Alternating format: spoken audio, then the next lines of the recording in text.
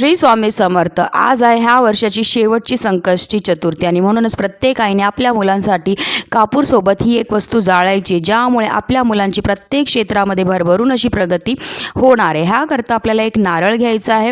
त्या नारळामध्ये पाणी असणं गरजेचं आहे। त्याचबरोबर 2 भीमसेनी कापराच्या वड्या आपल्याला घ्यायच्या आहेत।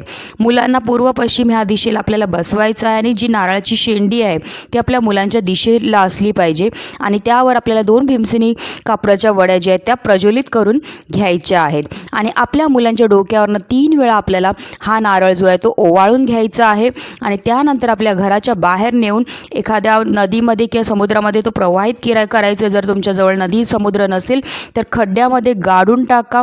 अत्यंत प्रभावी असा उपाय तुम्ही करून तर बघा। तुमच्या मुलांच्या आयुष्यामध्ये असणारे सर्व दोष, सर्व संकट, सर्व विघ्न दूर होऊन त्यांची प्रत्येक क्षेत्रामध्ये भरभरून प्रगती होईल। श्री स्वामी समर्थ।